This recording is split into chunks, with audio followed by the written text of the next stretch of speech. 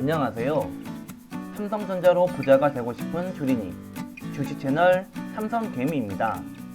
저와 함께 삼성전자 장기 투자로 돈의 자유를 얻고 싶은 분들은 구독과 좋아요, 많은 응원 부탁드립니다. 오늘은 12월 30일입니다. 다들 시장은 잘 보내셨나요?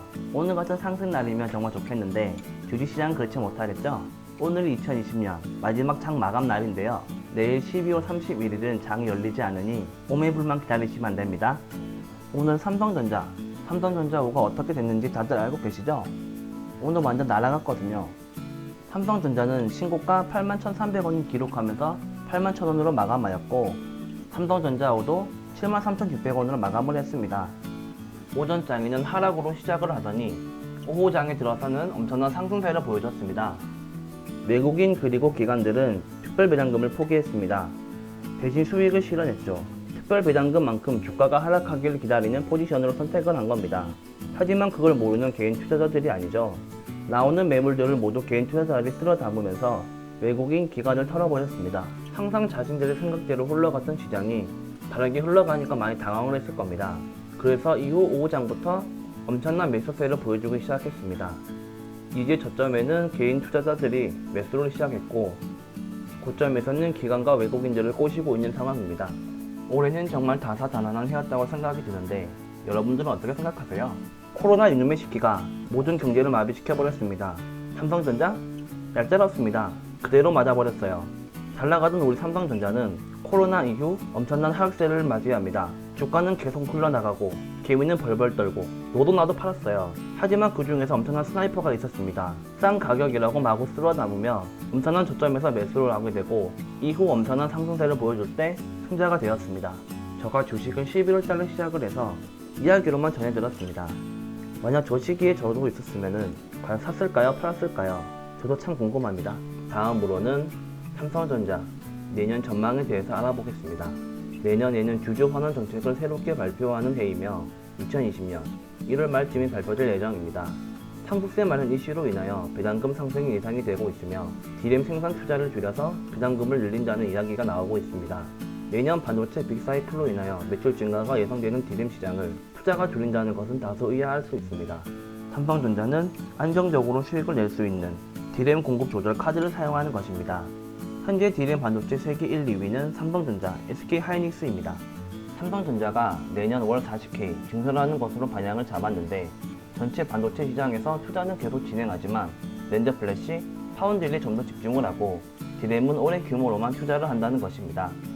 SK하이닉스가 투자폭을 늘리면서 삼성전자를 따라갈 수 있다고 생각은 할 수 있습니다.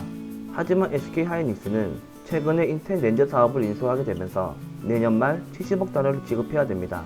따라서 무리하게 따라가기보다는 D램 가격 상승 시 영업이익에 편승하려는 포지션을 가져갈 가능성이 높습니다. 삼성전자는 올해 D램 생산 공장 라인 중 일부를 EMG 센서 라인으로 변경한다고 발표를 하였습니다. 현재 시장에서 스마트폰 시장의 중요성이 커지면서 이미지 센서의 수요 또한 엄청나게 증가하고 있습니다. 이미지 센서는 스마트폰 카메라에 들어가는데 최신 스마트폰일 경우 5개에서 6개가 들어가기 때문에 수요가 늘어나고 있습니다. 현재 이미지 센서 점유율 1위는 소니지만 곧 삼성이 추월할 것으로 보이며 기술력은 이미 뛰어넘은 것으로 전자업계는 예측하고 있습니다. 마지막으로 2021년 가장 핵심이자 주목을 받고 있는 파운드리 시장입니다. 삼성전자는 세계 1위 기업인 TSMC를 2030년까지 따라잡아서 1위를 빼앗으려고 노력하고 있습니다. 삼성전자는 가능할 거라고 믿습니다. 여러분들 믿으시나요? 2021년 가장 큰 이슈는 인텔입니다. 인텔이 올해 파운드리 계획을 검토한 후 2021년 연초 파운드리 관련 발표를 할 예정입니다. 7나노 공정 지원으로 인하여 일단 생산을 맡겨야 하는 상황인데요. 현재 인텔은 많이 힘든 상황이죠. 마이크로소프트, 애플, 아마존, 많은 기업들이 자체 생산을 이유로 인텔과 결배를 한 상황이며 경쟁업체인 AMD는 빠르게 기술력을 올려나가면서 파운드리 세계 1위인 TSMC와 손을 잡아 인텔과의 격차를 빠르게 좁혀나가고 있습니다. 기술력은 이미 인텔을 앞지르는 것으로 예상되는 게 업계의 생각입니다.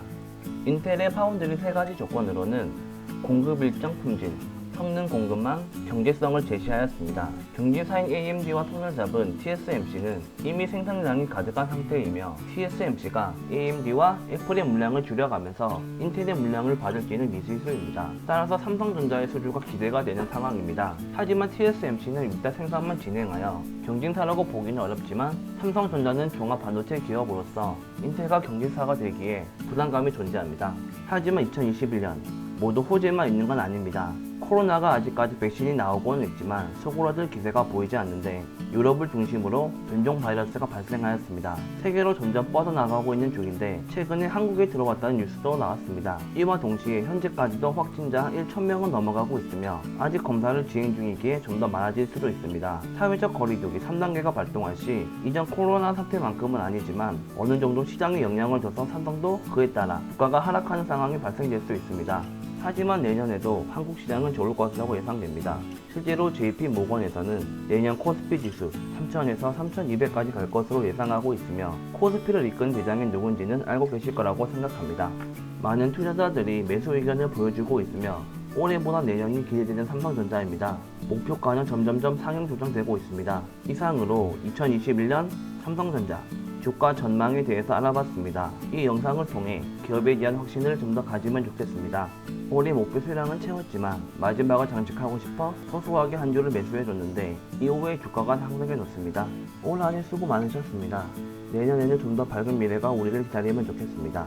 긴 시간 시청해주셔서 감사합니다.